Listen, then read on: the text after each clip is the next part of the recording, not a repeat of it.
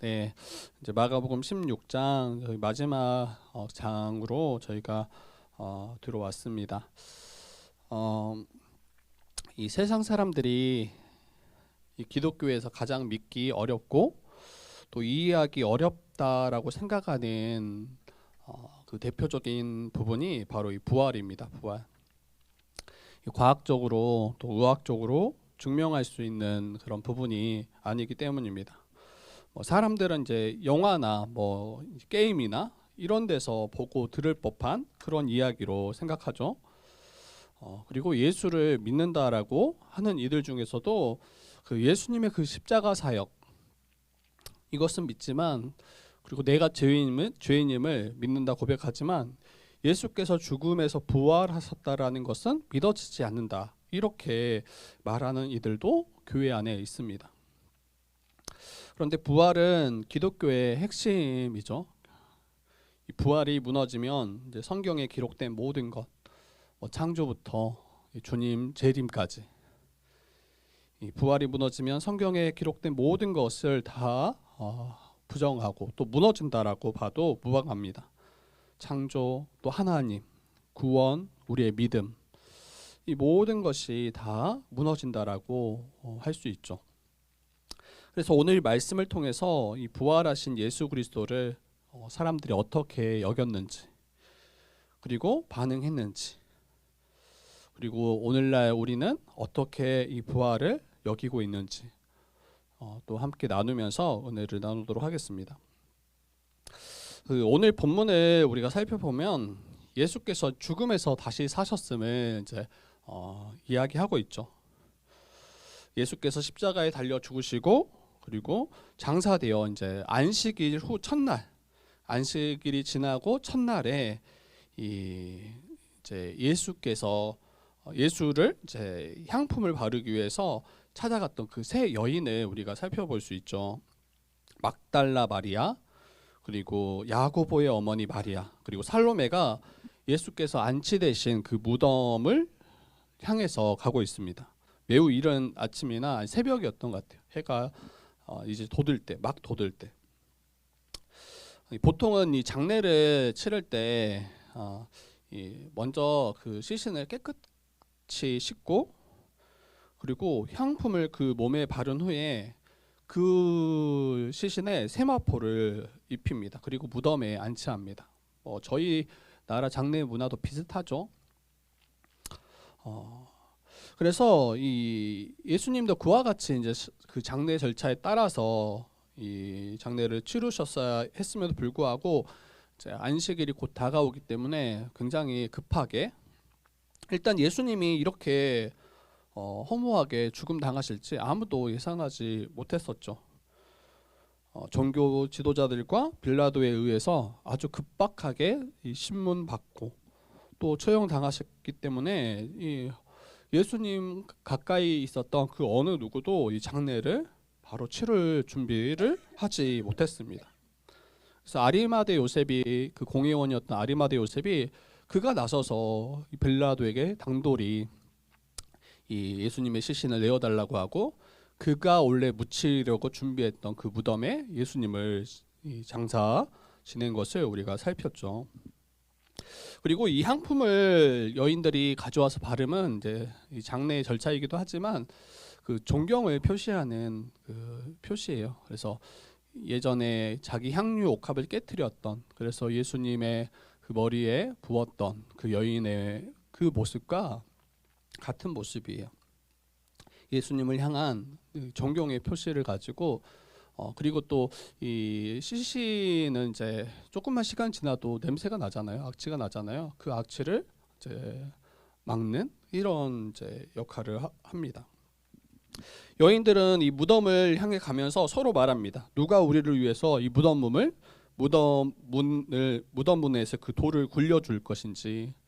여인 셋이 굴릴 만한 그런 돌이 아니에요. 물론 이제 잘하면 할 수도 있을지 몰라요. 여자분들을 우리가 무시하면 안 되죠. 충분히 그럴 만한 능력이 있을 수 있다. 그런데 여기에서는 굉장히 큰 돌이었던 것 같아요. 그래서 적어도 몇 명의 남자가 이 일을 함께 해야 되는데 그 일을 감당할 만한 사람이 함께 동행하고 있지 않은 모습이죠. 네, 그래서 이걸 걱정하고 그 무덤 앞에 다다랐는데 눈을 들어보니까 무덤을 막고 있는 그 큰 돌이 이미 굴려져 있어요. 그 문이 이미 활짝 열려 있는 거죠. 아마 여인들은 그 짧은 시간에 궁금했을 거예요. 누가 자신들보다 더 일찍 찾아와서 이 일들을 감당하고 있는 건 아닌지, 아니면 누가 예수님의 시신을 혹시 가져간 건 아닌지, 이런 궁금증을 가지고 무덤 안으로 들어섰습니다. 그런데 세마포에 쌓여서 이 눕혀져 있어야 될 그 예수님의 그 시신은 보이지 않는 거죠. 여인들은 밝히 봤어요. 멀리 서 있지만 예수님이 어떻게 죽임당하셨는지 그 멀리서 예수님을 지켜봤던, 그리고 예수님의 얼굴과 몸이 얼마나 만신창이가 되어 있을지 이미 아는 자들이에요. 그래서 그들이 생각했던 그 예수님, 그러한 예수님의 시신을 마주할 것이라고 생각했을 거예요. 그리고 아마 향품을 바르면서 더 오열하고 아마 슬프게 울었겠죠. 그런데 예수님은 그 무덤 가운데 계시지 않습니다.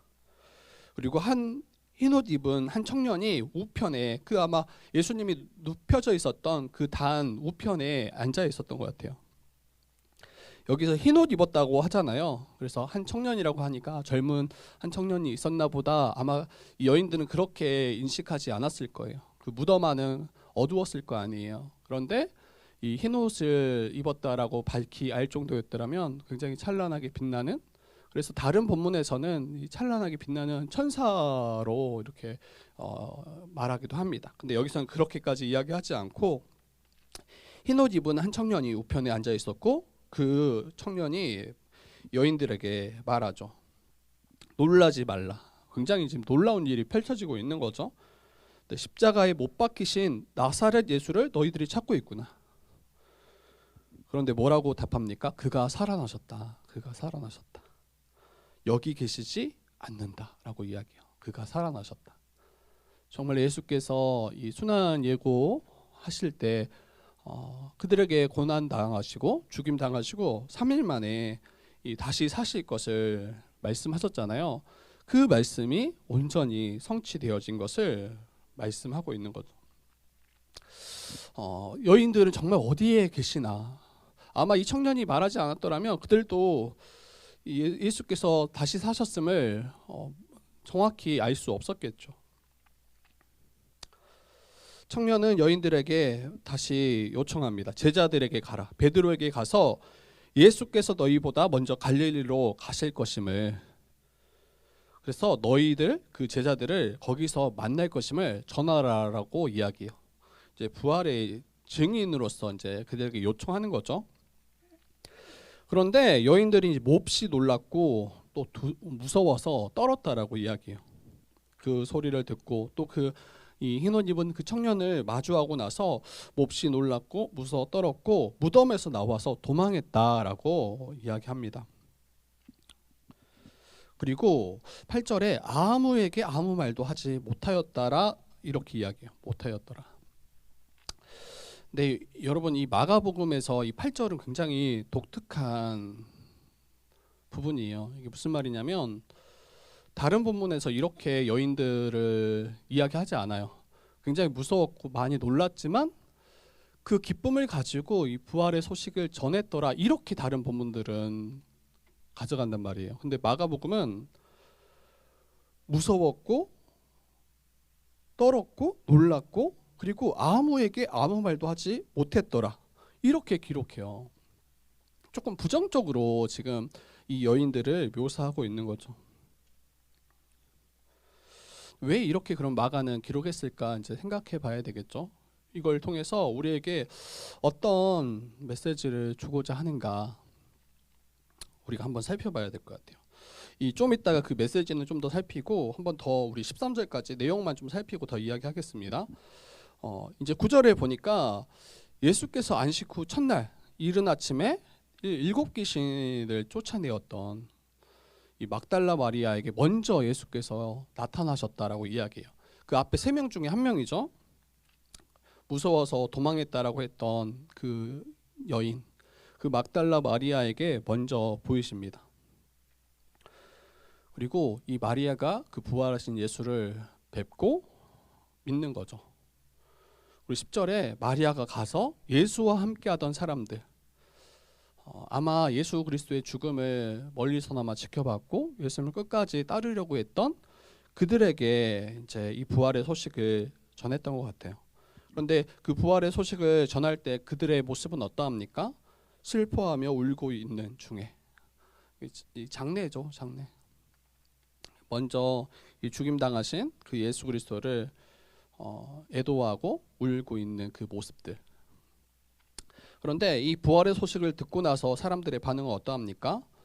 예수께서 살아나셨다는 것을 이제 그리고 마리아에게 보이셨다는 것을 들었지만 믿지 아니했다라고 11절은 이야기합니다. 그리고 12절에 이 11절에서 그 10절 11절에서 예수와 함께하던 이들, 그 중에 2명에게 먼저 나타나세요. 12절 보니까 그 후에 그들 중 2사람이 걸어서 시골에 갈 때에 예수께서 다른 모양으로 그들에게 나타나시는, 이게 이제 엠마오로 길 가던 2 제자에게 나타나셨던 그 예수 그리스도의 그 장면을 여기 마가에서도 기록하고 있는 거죠. 그리고 그 믿지 않았던 자들인데 예수 그리스도의 그 부활을 다시 마주하고 나서 이 2사람이 남은 제자들에게 다시 알려요. 그런데 13절 말씀 보니까 어때요?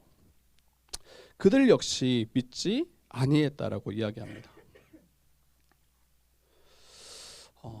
오늘 본문은 예수께서 다시 사셨다라는 소식을 들었을 때 이 말씀을 들었음에도 불구하고, 이 소식을 들었음에도 불구하고 지금 여인들도 마찬가지고, 그리고 예수와 함께 있던 자들도 마찬가지고, 그 예수님의 그 제자들도 마찬가지고 처음 반응은 믿지 않았어요. 믿지 않았어요. 도리어 여인들은 너무 무서워서 떨며 도망했고 아무에게도 아무 말하지 않았던 이 모습들을 보게 됩니다. 여인들이 예수님을 찾아갔던 것은 그 부활하신 주님을 기대하고 맞이하기 위함이 아니었죠. 죽으신 예수님을 존경하는 마음을 담아서 그의 시신에 이 향품을 바르기 위함이었어요. 그리고 남은 이들도 예수님을 그리워하며 울고 있는 상황이었어요. 그러니까 예수님의 그 죽음을 그냥 온전히 받아들인 거죠. 그게 나쁜 건 아니죠. 그러나 부활하셨다는 그 소식을 듣고도 전혀 믿지 않은 그 모습들. 아마 11제자도 이 소식을 들었을 거예요. 그런데 거기에 반응하지 않는 모습들. 그리고 14절로 넘어가는데 14절에 보면 오늘 읽지는 않았지만 예수님께서 11제자가 음식 먹을 때 그들에게 나타나셔서 책망하십니다. 그들의 믿음 없는 것과 마음이 완악한 것을 꾸짖고 자신이 살아난 것을 본 자들의 말을 믿지 않았다라고 도리어 책망하시는 모습을 우리가 14절까지 찾아볼 수 있습니다. 앞에서 제가 이야기했던 것처럼 다른 복음서와 좀 달라요. 이 여인들의 반응이. 이 무서웠지만 기쁨으로 이 소식을 전했던 다른 본문은 그렇게 이야기하지만 이 본문에서는 그렇게 살피고 있지 않거든요. 그리고 다른 이들도 믿지 않고 있는 그 모습들이 계속 3번이나 연속으로 진행되면서 계속 강조하고 있는 모습이에요. 이걸 우리가 봤을 때 이 부활이 얼마나 믿기 어려운가를 좀 볼 수 있는 것 같아요. 우리의 경험을 뛰어넘는 부분들이잖아요. 앞에서도 이야기했지만 과학적으로나 의학적으로 이것을 증명할 수 있는 부분들이 아니잖아요. 그래서 지금 이 당시 제자들이나 여인들도 이 부활을 예수께서 다시 사실 것을 이미 들었음에도 불구하고 여러 번 알았음에도 불구하고 여전히 부활하셨다라는, 그가 살아나셨다라는 이야기를 들었어도 거기에 믿음으로 반응하지 못하고 알지 못하고 믿지 않는. 왜 이렇게 우리에게 말씀하고 계시는가? 아마도 우리 또한 예수를 보고 믿는 게 아니잖아요. 이 땅을 살아가는 오늘날 이 시대를 살아가는 우리 성도들, 예수님, 부활하신 예수님을 만나 뵙고 믿는 것도 너무 귀하겠지만 오늘날 우리는 그렇게 예수를 믿을 수가 없죠. 예수님은 부활하셨고 승천하셔서 하나님 보좌 우편에 계시는데 우리에게 필요한 것은 그 부활의 소식을 듣고 그것을 믿고 그 주님을 따르는 게 필요한 거죠. 그래서 이 앞에 그 세 여인과 또 다른 제자들을 통해서 이 부활을 듣고 믿는 것이, 이것이 매우 어렵다라는 것을 일단은 우리가 볼 수 있는 것 같아요. 그리고 또 한 가지는 이 예수님을 존경하고 사랑할 수 있어요. 이 여인들은 예수님을 존경했어요. 사랑했어요. 그리고 다른 그 함께 있던, 예수와 함께 있던 자들도 예수님을 그리워하고 그를 애도하고 그를 위해서 눈물 흘리고 슬퍼하고 애통하고 있는 모습이에요.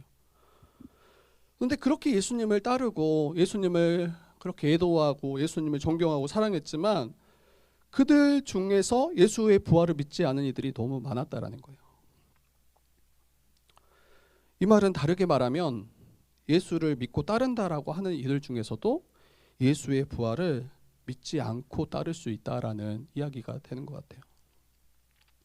예수님의 부활을 믿지 않음에도 주님을 존경하고 사랑하고 그를 위하여 애통하고 그분의 십자가를 바라보면서 눈물 흘리고, 그런데 부활하신 예수를 알지 못하는, 믿지 않는, 근데 이거는 예수님을 참되게 믿는 게 아니죠.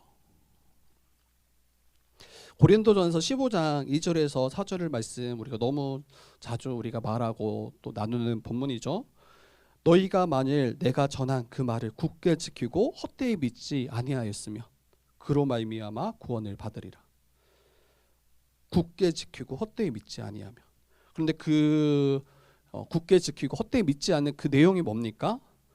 성경대로 그리스도께서 우리 죄를 위하여 죽으셨음을, 그리고 장사 지낸 바 되셨다가 성경대로 사흘 만에 다시 살아나셨음을, 이것을 굳게 지키고 헛되이 믿지 아니하면 구원을, 이로 말미암아 구원을 받으리라. 이렇게 사도 바울은 우리에게 권면합니다. 이미 잘 아시겠지만 헛되이 믿을 가능성이 우리에게 있는 거예요.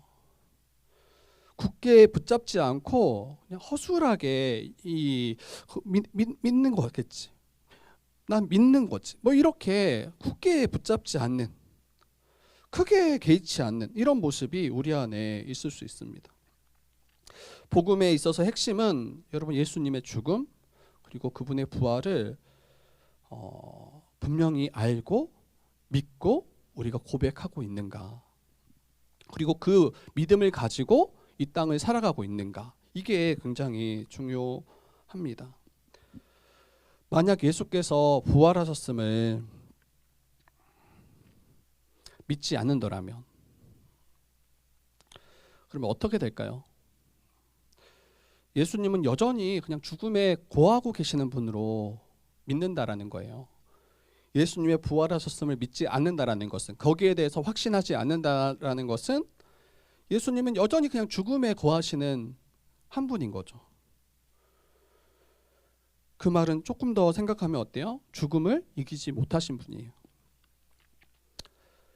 죽음을 이기지 못하셨다라는 것은 그 죄로 말미암아 죽음이 우리에게 주어졌는데, 죄로 말미암아 사망이 우리 가운데 임했는데 이 죄의 문제도 해결하지 못했다라는 것을 말하는 거죠.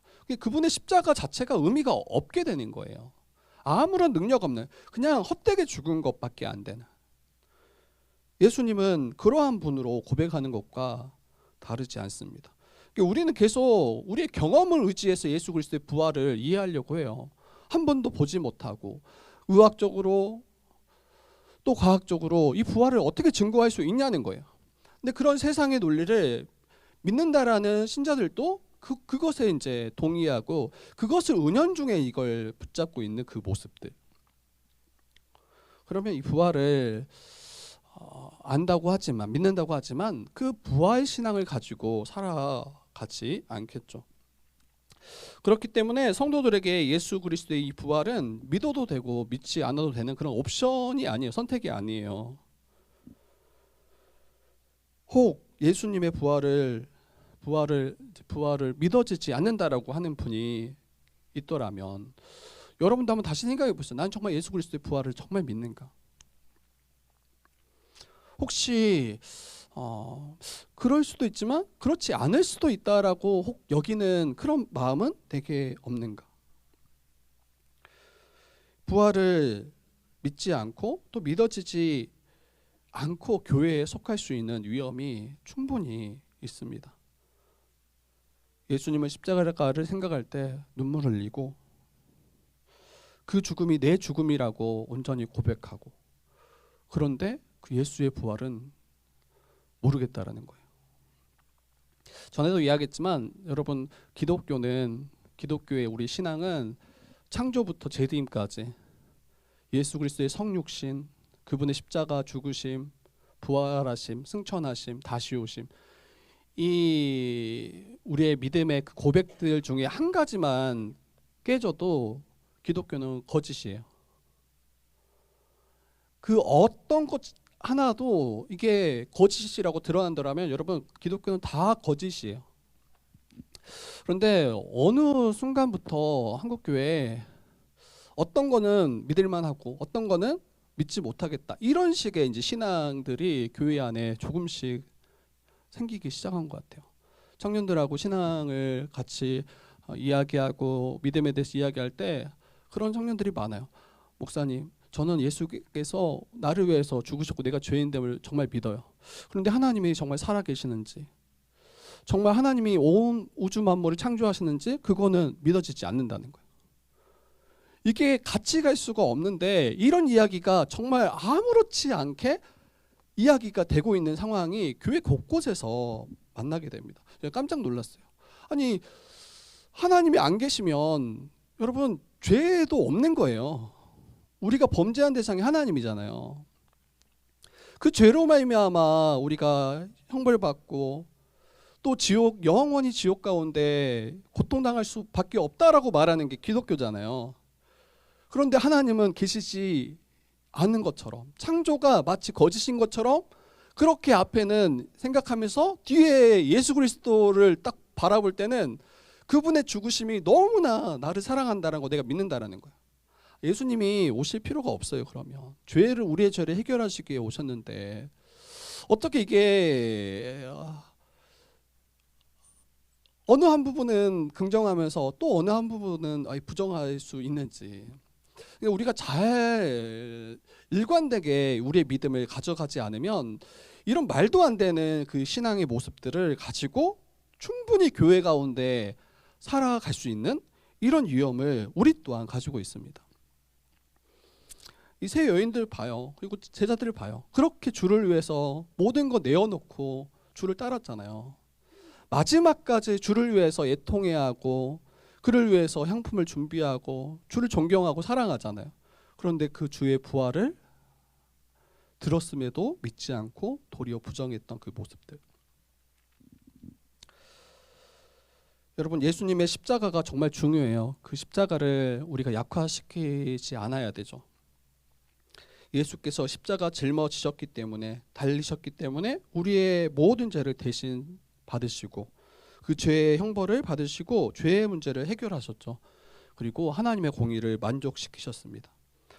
그런데 이 십자가만큼 정말 중요한 것이 바로 예수 그리스도께서 다시 살아나셨다라는 거예요. 그리고 이 부활 신앙을 가지고 내가 주를 믿고 따르고 있는가? 혹시 십자가만을 붙잡고 있는 것을 경계해야 되겠죠. 십자가만이라고 하니까 당연하죠. 십자가가 얼마나 중요한지 우리가 부정할 수 없죠. 오직 십자가의 그 은혜, 이렇게도 이야기하기도 하잖아요. 그런데 만약 예수께서 죽으시고 부활하시지 않았더라면, 그 모든 십자가 사역도 아무런 의미가 없는 거예요. 아무런 의미가.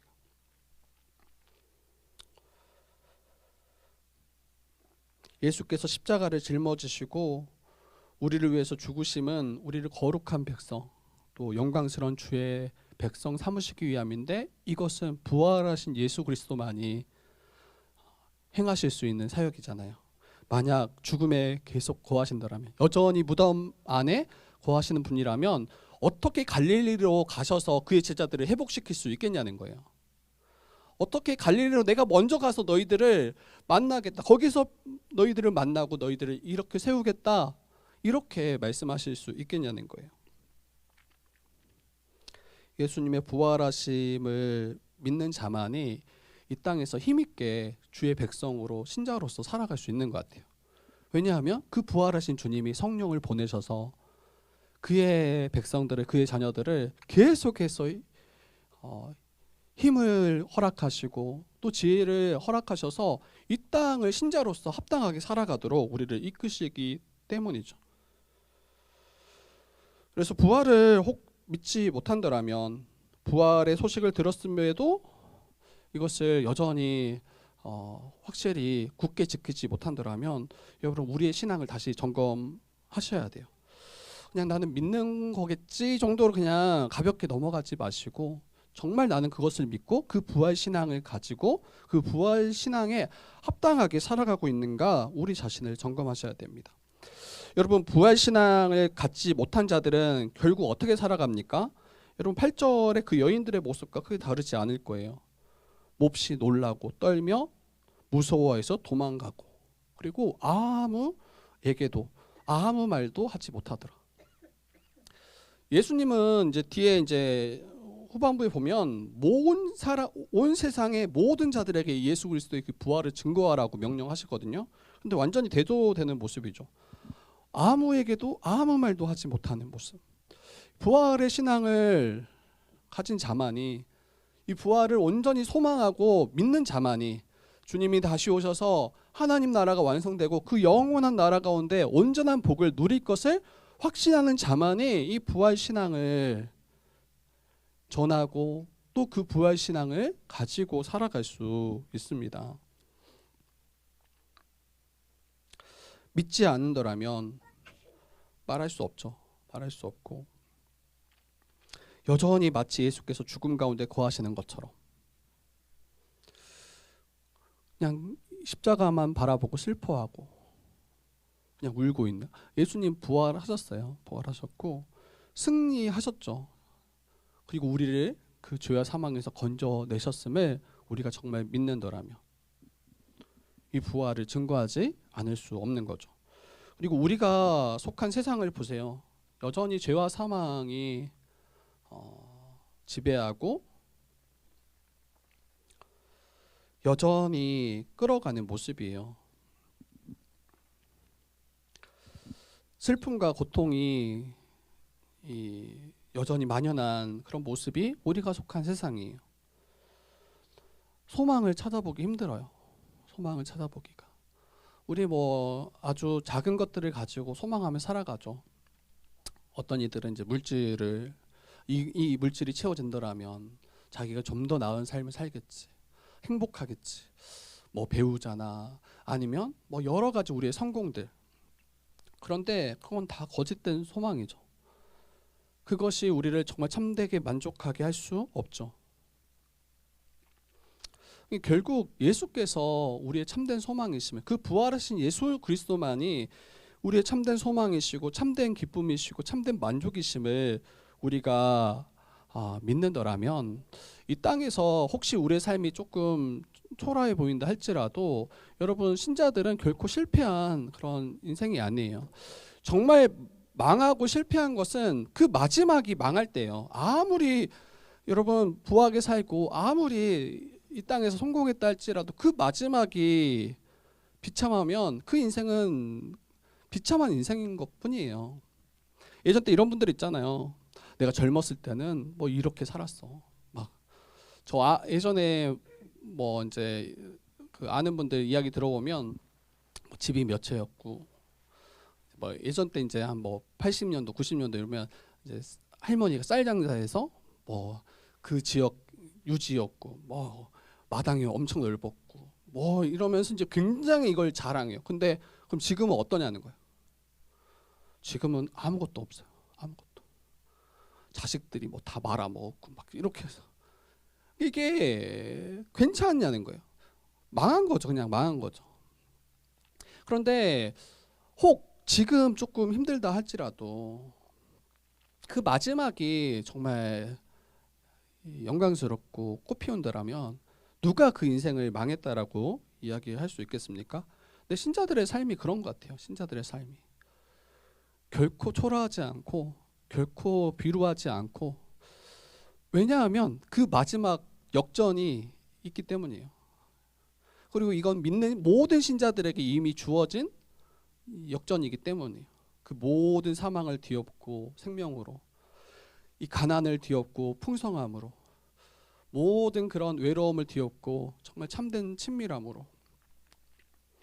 그래서 부활 신앙을 가지고 살아가는 신자들은 더 이상 이 세상의 이 사망 아래 거하지 않고 이미 예수로 말미암아 임한 그 하나님 나라 가운데 가장 복된 인생을 시작했고 또 살아가고, 또 주님 다시 오실 때 이 모든 것이 완성될 것을 소망하며 살아가는 자들이 바로 우리 신자임을 우리가 기억했으면 좋겠어요. 그래서 우리가 세상 가운데 부활을 참으로 믿고 있는가 다시 한번 점검하시고, 우리가 이 부활 신앙을 붙잡고 또 증거하는가도 한번 점검해 봐야 되겠죠. 여러분, 매년 우리는 부활을 이야기하지 않을 수 없어요. 더 이야기해야 되는 게 맞지만 매년 부활절이 있잖아요. 부활주일이 있어서 이 부활에 대해서 이야기하지 않고 넘어가는 해가 없어요. 아마 저희들 한 수십 번, 어떤 때는 뭐 100번 이상을 들었겠죠. 가르침을 받고 이 부활의 복음을 듣고, 그런데 여전히 예수께서 부활하셨음을 믿지 않고 있을 수 있는, 그리고 그것이 나의 신앙과 상관없는 그런 것으로 여기고 있는, 그렇게 이제 여기고 있는 이들이 우리 안에 있다면, 그게 나라면, 여러분, 나의 믿음 없음을, 나의 마음이 완악함을 주께서 꾸짖어 주시기를 간구했으면 좋겠어요. 그게 13절 말씀이죠. 13절이 아니라 14절이죠. 예수께서 그들에게 나타나사 그들의 믿음 없는 것과 마음이 완악한 것을 꾸짖으시니 이는 자기가 살아난 것을 본 자들의 말을 믿지 아니함이로라. 그래서 앞에서 이야기했지만 오늘날 우리는 예수 그리스도의 그 부활하신 예수님을 만나서 믿는 게 아니에요. 그 부활의 소식을 듣고 또 기록된 성경 말씀을 우리가 보고 들음으로 믿는 거잖아요. 그래서 혹 이러한 믿음이 확신하지 않는다면 우리 주님께서 우리에게 말씀해 주시고 믿을 수 있도록 우리를 인도해 주시기를 우리가 더 간구했으면 좋겠습니다. 그리고 누군가 이 부활의 복음을 증거할 때 이렇게 다른 이들을 또 이렇게 세우는 그런 것들을 보게 되는 것 같아요. 이게 연속적이잖아요. 처음에는 새 여인이 소식을 전했지만 믿지 않았고, 그리고 그 믿지 않았던 자들에게 예수님이 나타나시고, 그리고 그들이 또 믿음으로 다시 또 예수 그리스도의 복음을 증거하는데 또 믿지 않았고, 이렇게 뭔가 믿지 않았던 모습들이 있지만 계속 그 부활의 복음을 마주하고 듣고 또 예수를 만났던 이들은 이 부활의 복음을 계속 증거하는 그 삶을 살았다라는 것을, 15절 말씀에 너희는 온 천하에 다니며 만민에게 복음을 전파하라, 이렇게 말씀하신 것이 우리에게도 동일하게 말씀하신 것임을 우리가 잊지 않았으면 좋겠습니다. 그래서 사망이 짙게 들이온 이 세상 가운데 정말 예수 그리스도의 부활만이 참 소망임을 믿고, 또 죄와 사망을 역전시키는 그런 놀라운 은혜가 이미 교회 안에 임하였음을 믿고, 그리고 그 부활의 생명을 가지고 여러분 가정에서 살아내셔야 돼요. 그 부활의 생명을 가지고 우리의 삶의 자리에서 살아내셔야 돼요. 그러할 때 뒤에 보면 어떤 일들이 믿는 자들에게 일어나냐면, 주의 이름으로 17절에 귀신을 쫓아내며 새 방언을 말할 것이다. 이 부활을 믿는 자들에게 주어지는 그런 놀라운 일들이에요. 이 악한 영에 사로잡혔던 자들이 자유함을 얻고, 여전히 믿음 가운데 나아가지 못한 자들이 자유함을 얻고, 하나님의 거룩한 백성 되는, 더 이상 이 악한 영의 지배가 아니라 성령의 그 통치 가운데 살아가게 되는 일들이 일어날 거예요. 그리고 새 방언을 말한다라고 하잖아요. 새 방언. 이건 신자들이 함께 나누는 그 참된 그 우리 교제를 말한 것 같아요. 그 하나님 나라의 놀라운 일들을 서로 말하고 나누고. 여러분 가장 큰 이 분란은 여러분 언어가 통하지 않을 때예요. 언어가 통하지 않을 때. 그리고 최근에 이제 다큐멘터리를 하나 봤는데 진시 황제 그 다큐멘터리를 봤어요. 근데 어떻게 그 거대한 중국을 통일시켰는가 할 때 가장 힘썼던 지점이 언어 통일이더라고요. 언어가 하나 되지 않으면 결코 이 통일이 완성되지 않은 거예요. 그래서 이 주의 백성된 성도들에게 성령께서 우리 가운데 임하실 때 어때요? 그 막혔던 언어들이 다 통해지고 서로가 정말 서로 친밀한 가운데 교제하고 서로를 우리가 붙잡아주고 위로하고 이러한 새 방언들을 말하기 시작할 것입니다. 그리고 18절에 보면 여러분 13절까지 했는데 계속 지금 넘어가죠. 오늘 마가복음이 끝난다는 이야기예요. 오늘 13절까지만 하고 그냥 끝낼까 하다 보니까 그냥 마지막 마무리를 지어야 되겠다. 그리고 저희 나들이 갔다 와서 다른 본문으로 들어가야겠다 해서 제가 들어갔어요. 여러분 18절 보면 뱀을 집어 올리면 무슨 독을 마실지라도 해를 받지 아니할 것이다. 이건 뭐예요? 주의 보호하심이에요. 주의 돌보심. 이거를 또 이제 마치 부활 신앙을 믿는지 안 믿는지 테스트하는 어떤 기준으로 여러분 여기시면 안 돼요. 내가 한번 정말 내가 부활 신앙을 믿는지 뭐 교회 가운데 독사 한 마리 가져와 가지고 믿음에 한번 물려봐라. 이렇게 가져갈 수 있는 게 아니에요. 그런 부분이 아니라 하나님께서 그 부활 신앙 가운데 살아가는 자들을 반드시 지키시고 보호하실 거다. 여러분 혹 아까도 이야기했지만 이 세상에서 망한 것처럼 혹 보일 수 있어요. 때로는. 그런데 여러분 안전해요. 안전하고 주님께서 그 모든 죽음을 역전시키셔서 우리에게 참된 생명, 영원한 생명을 더하실 분이 우리 주님이시기 때문에 이 땅에서도 주께서 지키시겠지만 우리의 영원까지 지키시는 분이심을 우리가 믿으셨으면 좋겠어요. 그리고 병든 사람에게 손을 얹은 즉 나으리라. 그렇죠. 이런 놀라운 그런 치유의 은혜가 우리 교회 가운데 임하게 될 거예요. 이건 은사적인 측면을 더 강조하는 것 같아요. 그래서 우리 은사 받은 자들이 서로를 위해서 살아갈 때 넘어졌던 자들, 신음하는 자들, 고통하는 자들을 일으켜 세우고 그들을 온전케 하는 일들이 교회 가운데 계속 일어나게 될 것입니다. 여러분 말씀을 마치겠습니다. 우리 부활을 정말 믿고 있는가? 그리고 그 부활 신앙으로 살아가고 있는가? 그렇더라면 예수 그리스도의 그 부활을 증거하셔야 돼요. 저도 노력하고 있어요. 계속 저도 이게 부담이더라고요. 무슨 말이냐면 저는 목회자가 본인이 돼야 된다고 생각해요. 계속. 왜 성도들이 못할까? 목회자가 안 하기 때문이에요. 그래서 말씀을 여러분들이 그래도 거기에 대해서 마음이 사모함이 커요. 그리고 그것을 이제 잘 따라오죠. 그런데 우리가 복음을 전하고 또 여러 가지 우리의 경건의 삶들, 근데 거기에는 우리가 많이 약해요. 그래서 이런 부분들의 원인은 다른 게 없어요. 제가 볼 때는 제가 못하니까 이런 생각이 너무 크게 들더라고요. 그래서 정말 이 복음을 그래서 계속 지금 친구들에게 가끔 연락하고, 그래서 한 친구한테는 이제 성경 공부하자라고 이야기를 했어요. 근데 알았다라고 했는데 약속을 잡으려고 언제 뭐 토요일에 뭐 몇 시에 우리 할까? 답이 없어요. 답이 없어요. 이거 잘 되나 싶었더니 역시 또 넘어가야 될 그 산이 또 있더라고요.